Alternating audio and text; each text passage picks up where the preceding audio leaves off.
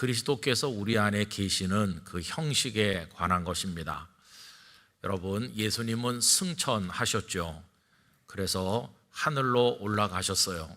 그러면 지금 어디 계시는 겁니까? 이렇게 질문하면 그 답이 마가복음 16장 19절에 나와 있어요. 주 예수께서 말씀을 마치신 후에 하늘로 올려지사 하나님 우편에 앉으셨느니라. 그래서 우리가 사도신경 할 때도 하늘에 오르시어 전능하신 아버지 하나님 우편에 계시다고 우리가 사도신경에도 고백하잖아요. 그런데 하나님 우편에 계시다고 나와 있는데 이번에 주제가 우리 안에 계신 그리스도잖아요. 그러면 그리스도께서는 하늘에 계신 게 맞나요? 아니면 여기 계신 게 맞나요? 이렇게 질문하면은요, 어떻게 대답하시겠어요? 여러분, 그렇죠. 둘 다 맞습니다. 왜 그러냐 하면 우리 주님은 안 계신 곳이 없으신 분이시고 어디나 충만하신 분이시기 때문에 하나님 우편에도 계시고 우리 성도들 안에도 계십니다.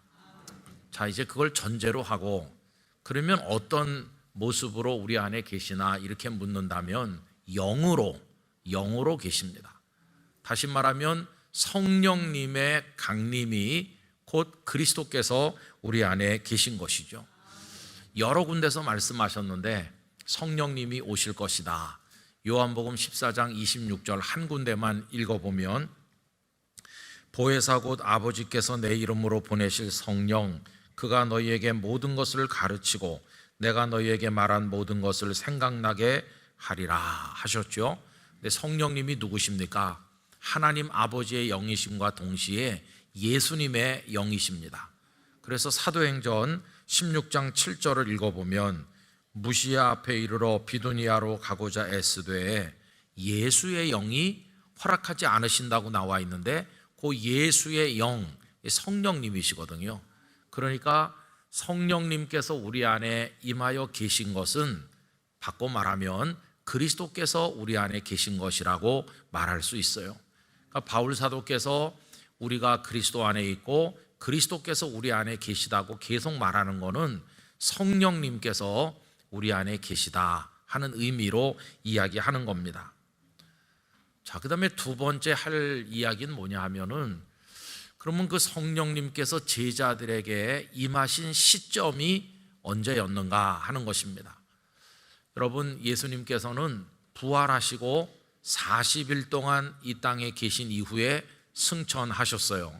사도행전 1장 3절에 그가 고난받으신 후에 또한 그들에게 확실한 많은 증거로 친히 살아계심을 나타내사 40일 동안 그들에게 보이시며 하나님 나라의 일을 말씀하시니라.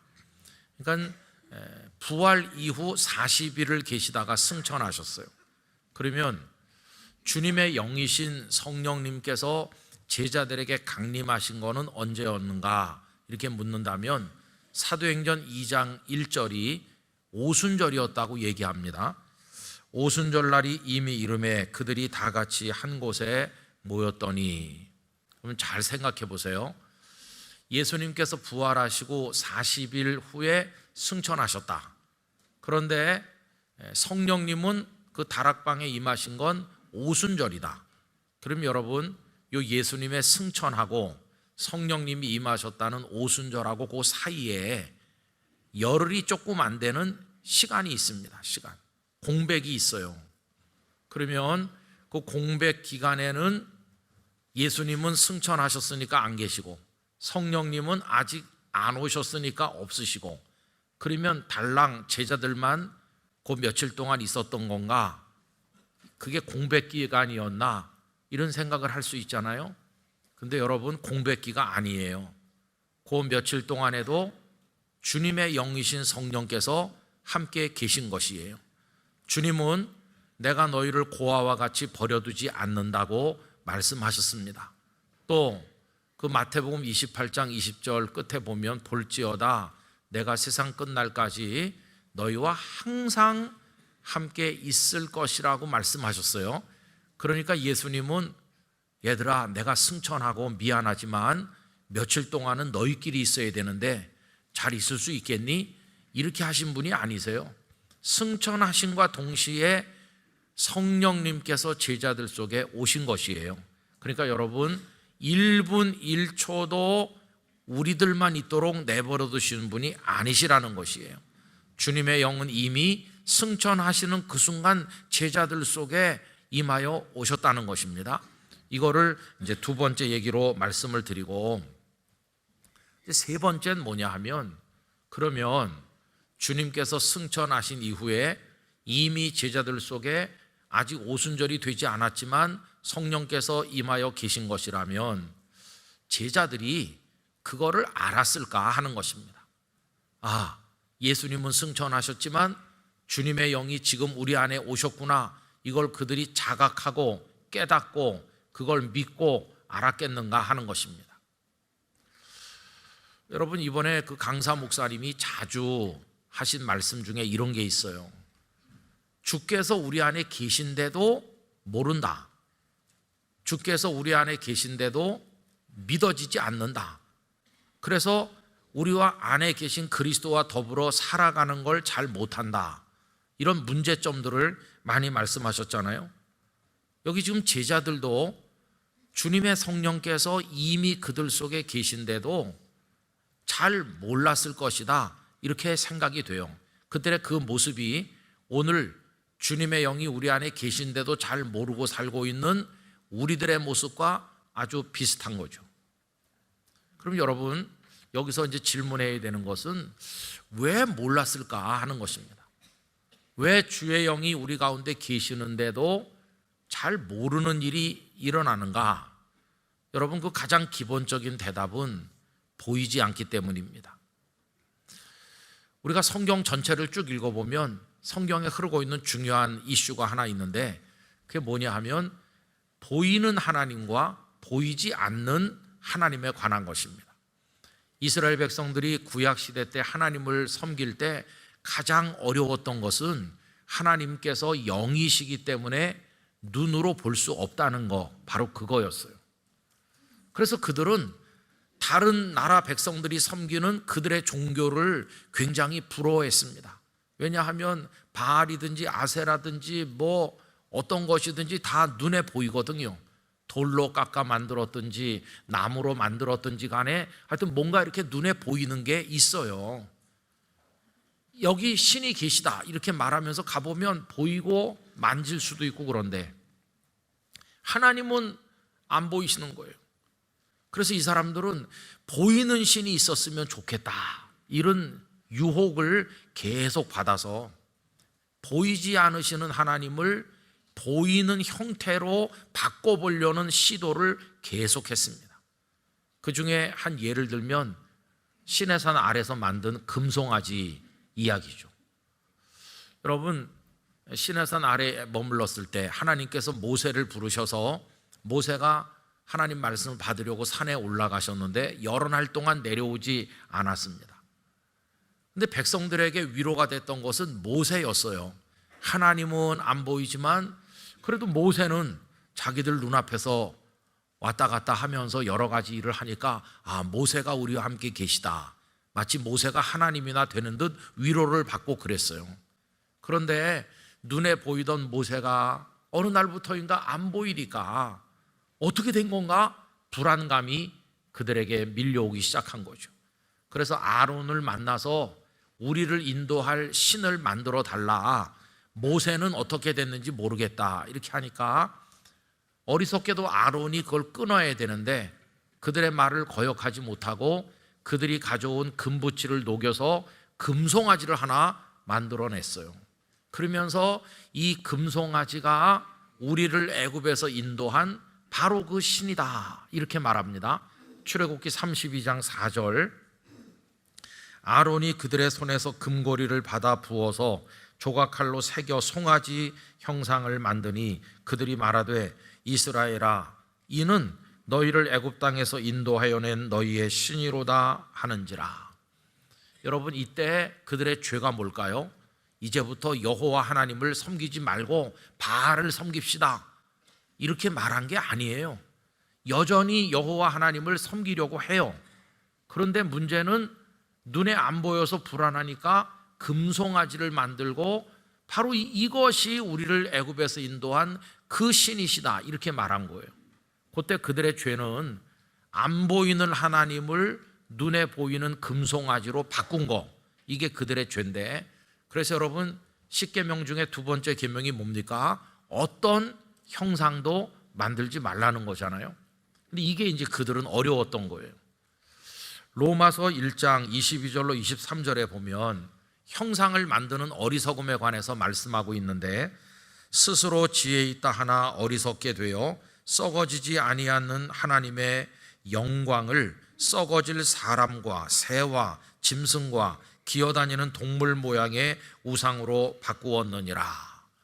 많은 신들의 모습이 사람을 닮았거나 아니면 짐승의 모습을 하고 있거나 새의 모습을 하고 있거나 뭐 여러 가지가 있는 거죠. 언젠가 이집트에 갔더니 그들이 숭배하던 신 중에는요 두꺼비도 있더라고요. 두꺼비를 만들어 놓고 그 앞에 이렇게, 어디 시골 갔다 두꺼비를 만나걸랑 조심하시기 바랍니다. 그런데 이렇게 보이지 않던 하나님이었는데요, 엄청난 반전이 일어났어요. 보이지 않던 그분이 보이게 된 것이에요. 어떻게? 그분이 사람의 몸을 입으시고 베들레헴 마구간에 탄생하셔서 이 땅에 오시고 나니까 이제는 보이기 시작한 것이에요. 그분이 누구세요? 예수님이시죠. 그래서 이 땅에 한 33년 동안 계시고 제자들은 그분을 눈으로 보고 귀로 듣고 손으로 만지기도 했는데, 이것에 관해서 사도 요한은 요한일서 1장 1절에서 이렇게 표현했습니다. 태초부터 있는 생명의 말씀에 관하여는, 태초부터 있는 생명의 말씀은 예수님을 가리키는 거예요. 그분은 말씀, 로고스시거든요. 그 예수님에 관하여는 우리가 들은 바요, 눈으로 본 바요, 자세히 보고 우리의 손으로 만진 바라. 예수님을 그들은 눈으로 봤습니다. 여러분 지금도 성화를 그리는 분들이 있지만 예수님을 눈으로 보고 그린 게 아니라 상상해서 그린 거죠. 예수님의 앞모습, 뒷모습, 옆모습 제자들은 다 봤는데 화가들은 그냥 상상해서 예수님의 머리칼 색깔이 이랬을 것이다, 예수님의 복장이 이랬을 것이다.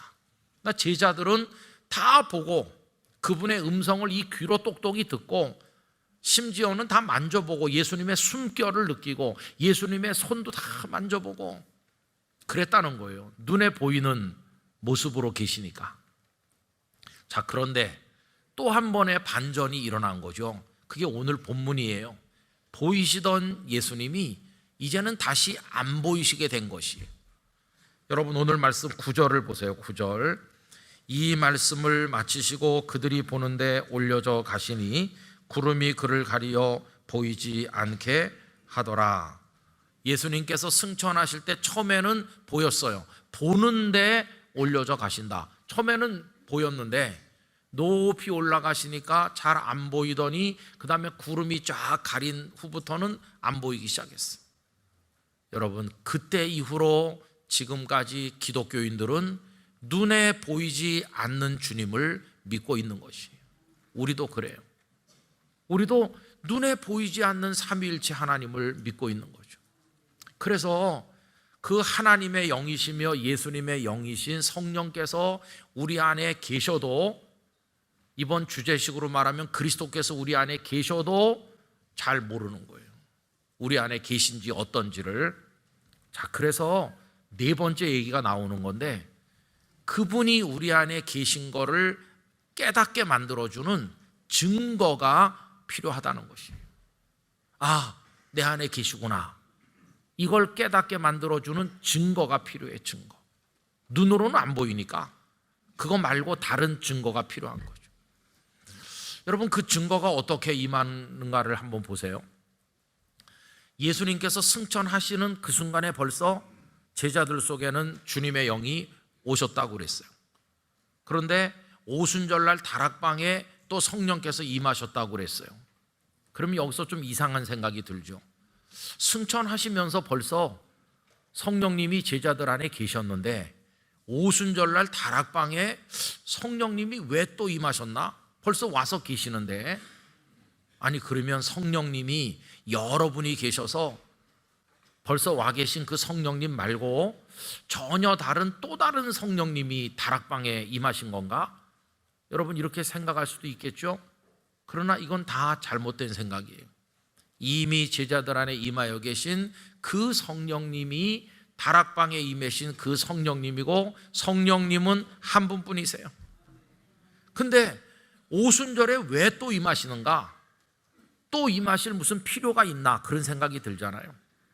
여러분, 오순절에 성령께서 임하신 것은 그 전에는 안 오셨기 때문에 이제 처음으로 오시는 게 아니라 벌써 제자들 속에 와 계셨지만, 오순절 다락방에 성령이 임하신 것은 성령께서 그들 안에 계시다는 것을 확실히 알게 해주는 증거들을 주시기 위하여 역사하시는 거예요.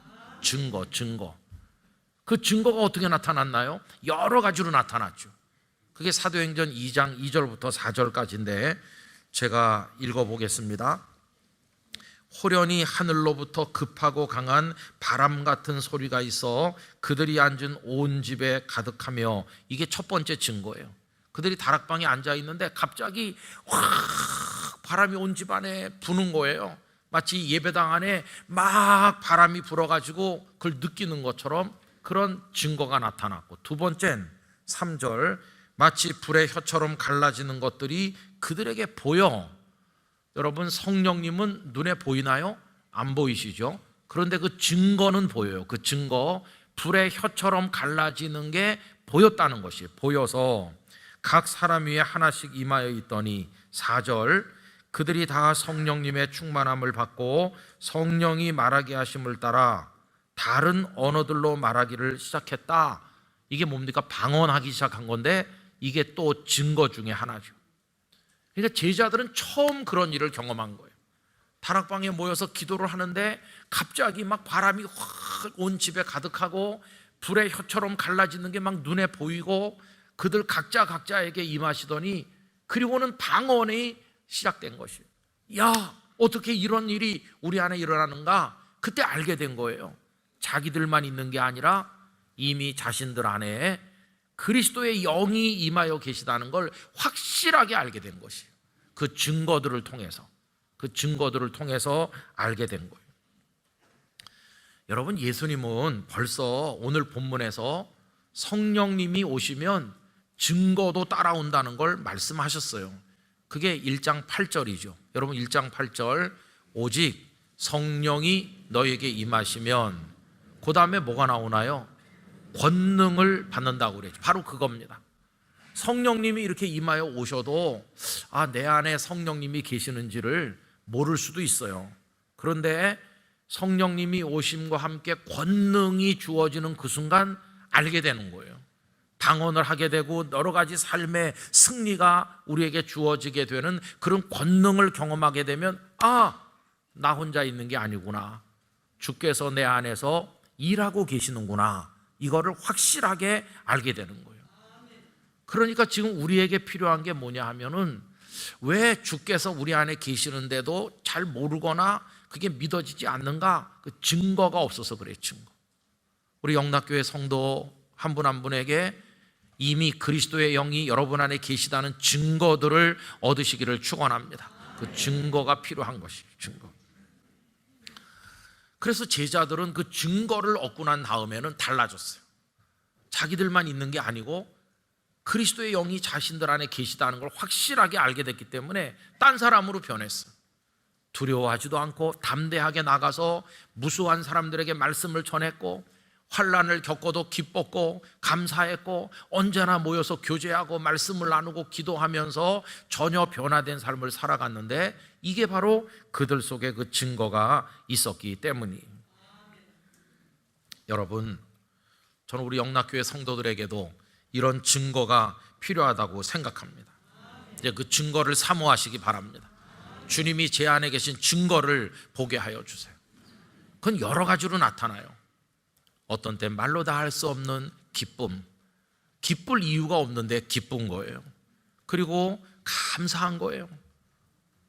감옥에 갇힌 사도 바울이 감옥에 갇혔기 때문에 하나님을 원망한 것이 아니라 오히려 복음 전도의 기회가 된 것을 감사하듯이 고난 속에서도 감사가 터져 나올 때 우리는 그 증거를 가지게 되는 것이, 성령의 은사들이 또 다 증거입니다. 내가 누구를 위해 기도했는데 그 사람이 고침을 받았어요. 내가 말씀을 전도했는데 복음이 잘 전해졌어요.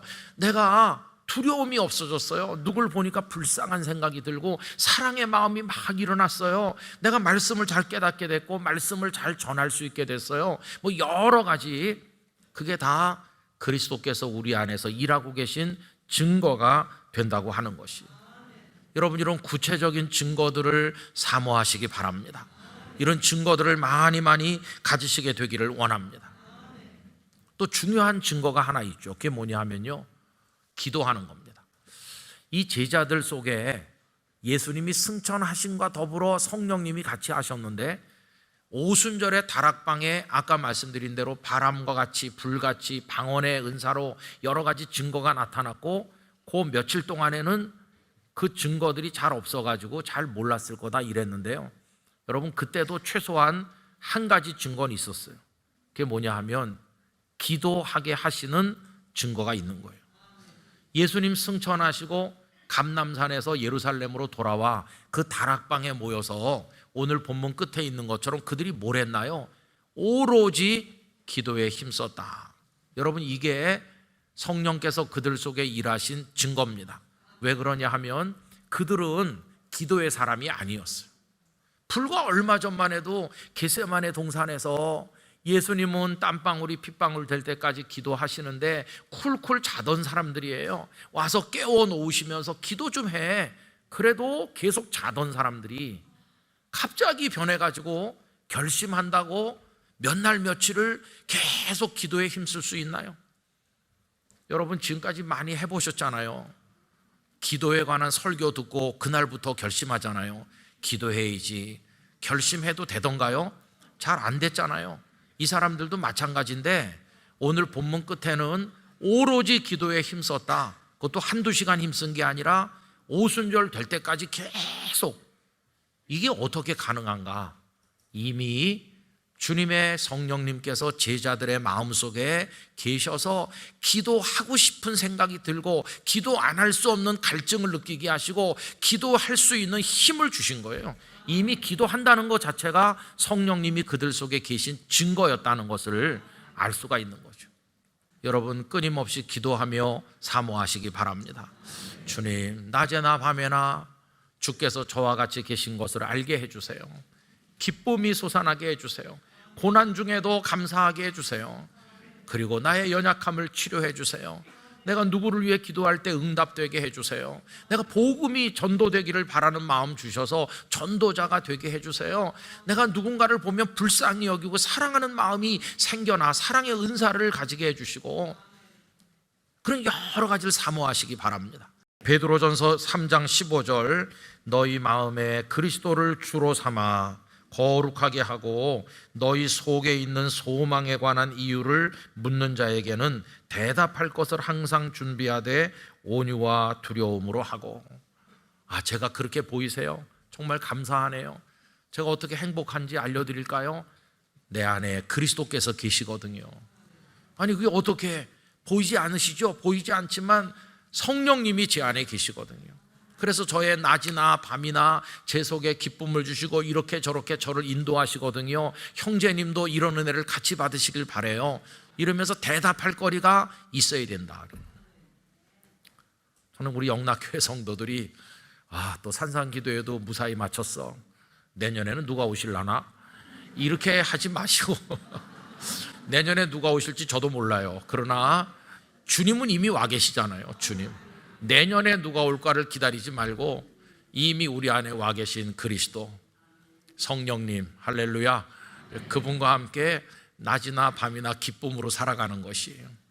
그걸 사모하시기 바랍니다.